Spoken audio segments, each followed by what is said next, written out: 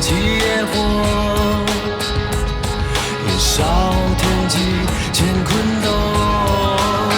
幻化练就神通，抬手剑破长空，我与天斗，其乐无穷。权与谋争不休，暗流汹涌，将孤勇抛洒洪流。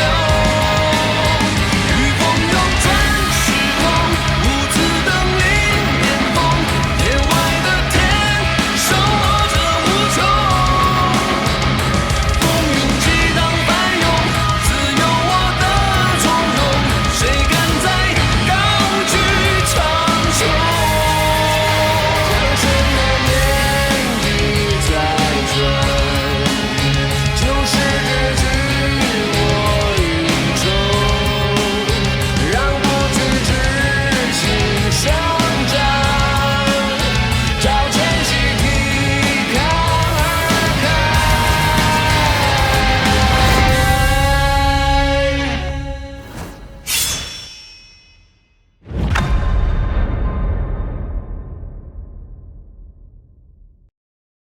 你也不想被婆婆我做成衣裳吧？那就乖乖点击追番投币吧。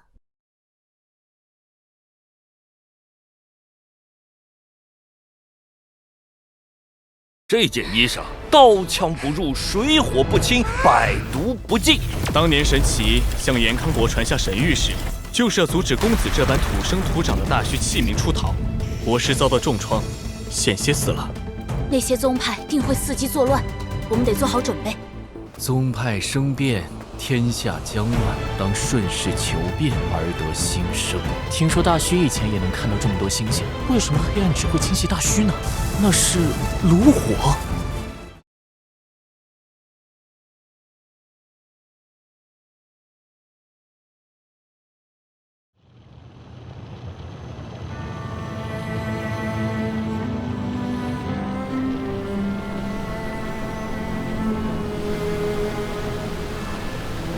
用整个县城来做锻造炉，那里简直就是一座巨大的冶炼厂。延康人打个铁都这么大阵仗，不可思议。雷奇说，延康国师变法后，道法神通日新月异。果然如此。等等，将神通应用于日常生活，那不是大禹天魔经中的圣人之道吗？圣人之道是什么？圣人之道，无异于百姓日用，凡有义者，皆是异端。率性所行，纯任自然，便谓之道。婆婆说，这句话是圣典的总纲，也是圣教的立教之本。这是什么意思啊？不能为百姓所用的道法，无论神、魔、禅，通通都是异端。只要能被天下人所有，能让大家日常用到的，便是正道。日常所用的道法是什么？居然都不把神魔放在眼里。大概就像360堂的神通，干旱时玉堂为农民降雨，洪涝时公堂锻造堤坝。这种寻常生活里驱使的，才是大多数人需要的功法，而非只是让少数人修炼变强，成神成魔这般狭隘的修行之道。满足大家日常需求的，才是正道吗？圣人之道，竟被延康国师做到了，难不成他也是圣教的？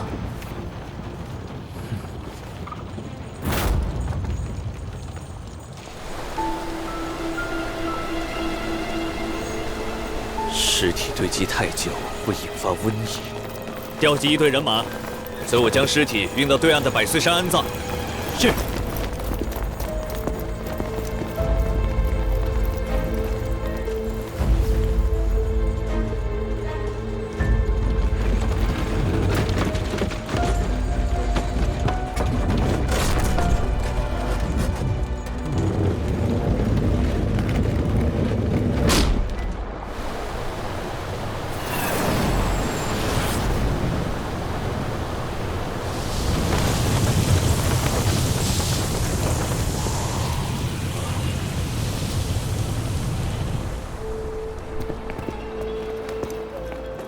漓江县出了什么事？怎么一下子死了上百人？这些尸体都是上游漂过来的，估计是发洪水淹死的，冲到我们漓江县，被大坝拦住了。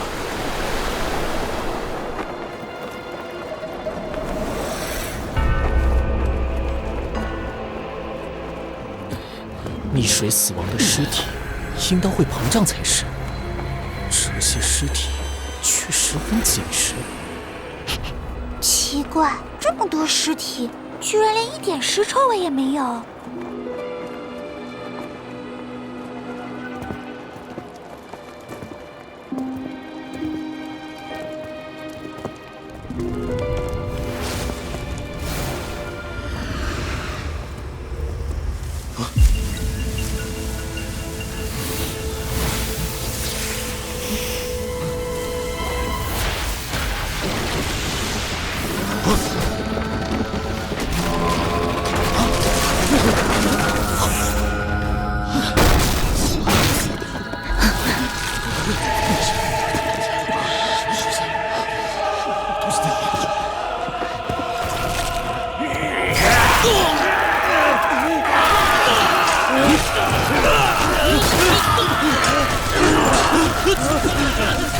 烈士成江，是石仙将，快去禀告县令，石仙将要来袭。县令在此。延康国师挟天子以令诸派，屡次违背神谕。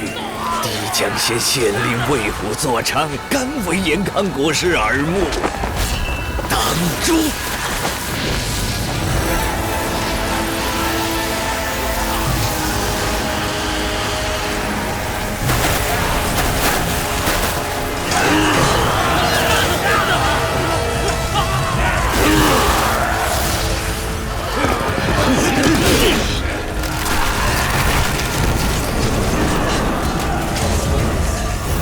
仙教，又一个反叛的宗门。他只是造反，不至于要杀县城里的普通人吧？这个石仙教是用尸体练功的。尸体？公子怀疑石仙教会屠城，在操控所有人的尸体。婆婆说过，外面的人凶残得多，不比我们大虚的人纯良。封锁漓江县，不得放走任何一人。谨遵掌教法旨。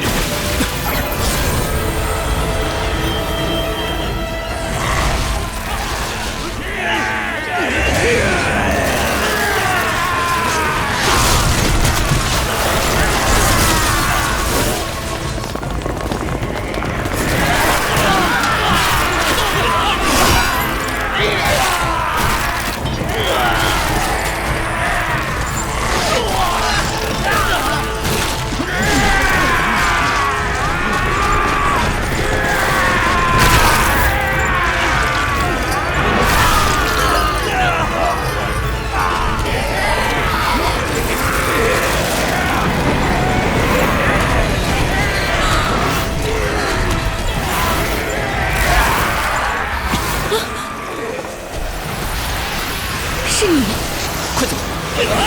这些尸体像零丁一般坚硬，寻常武器根本伤不到他们。漓江县守不住了。哪里冒出来的小子，居然从我手下救人！需要等待立政府派兵驰援。多谢钱兄弟施救，若有再见之日，景娘必当重报。真元炮，准备！真元炮准备！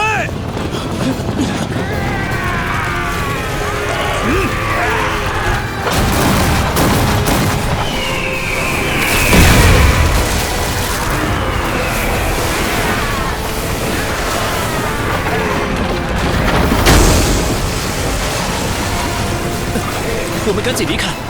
胡灵儿，玉凤。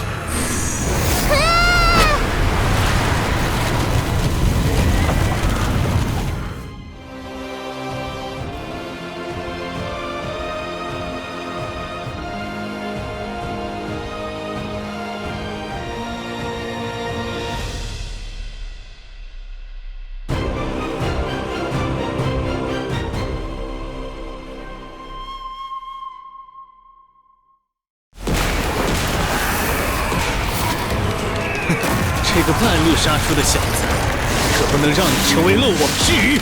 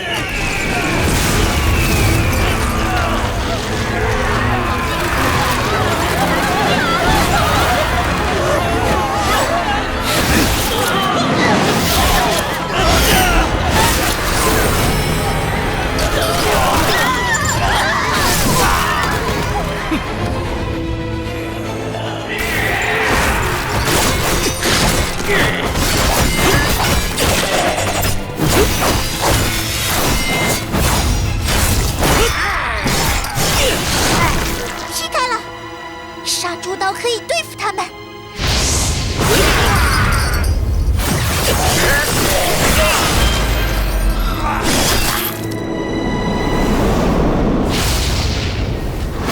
飞将身上的符箓被破了。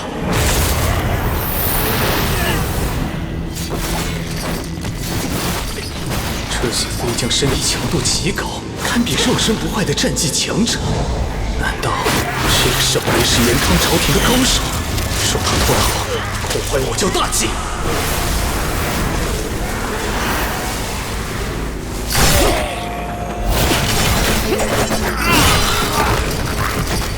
公子好厉害！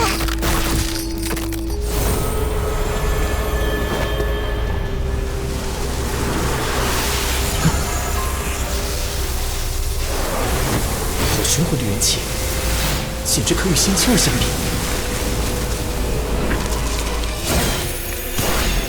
他至少是七星境神通者，比我高出3个境界。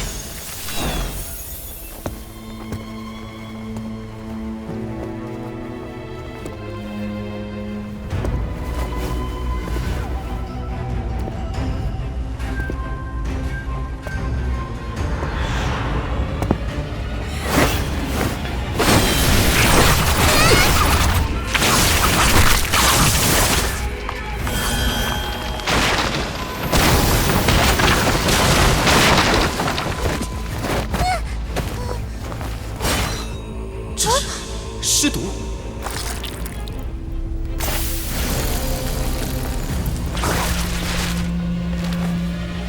少年，你与我的飞将近身作战，竟毫发无伤。可惜，若你负伤，尸毒由伤口入体，也就能感受血液凝固、肌肉僵硬、神智消失、魂魄消融的滋味。然后变成跟他们一样的行尸走肉。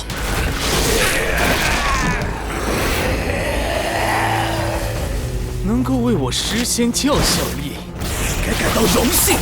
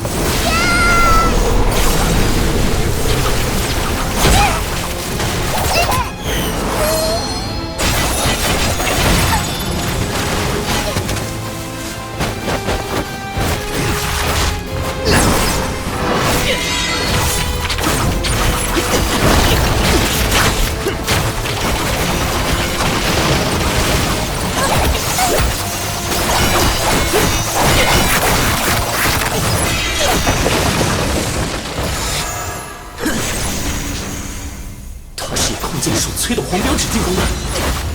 七星教神通者竟能让这些薄薄的纸变得像利刃一样切金断玉，我近不了他的身，必须想办法出其不意。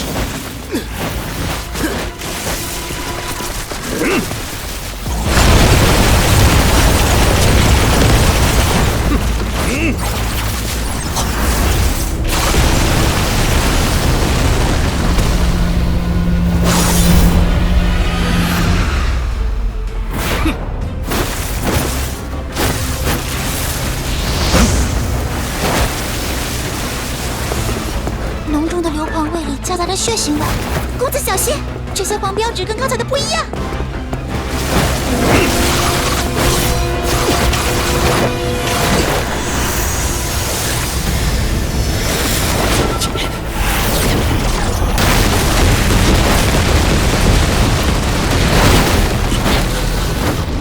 石仙教不仅猎尸成将，还以人血绘制符箓。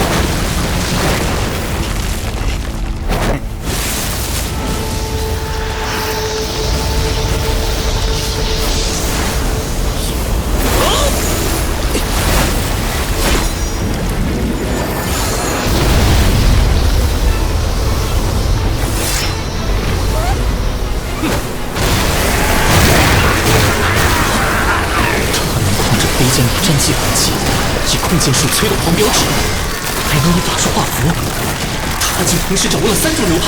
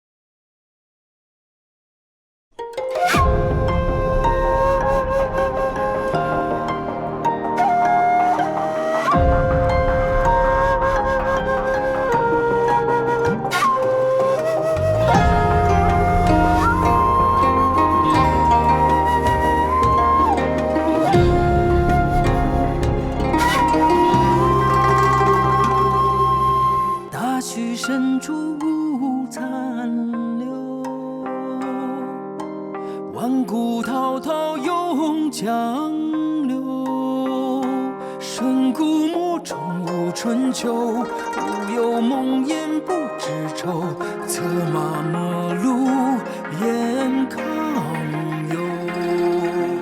我信这一身霸体，破心中神仙无敌，山上苍，踏遍荆棘。梦醒复思谢恩义，魂飞涅槃心生意，一剑开，解辟天。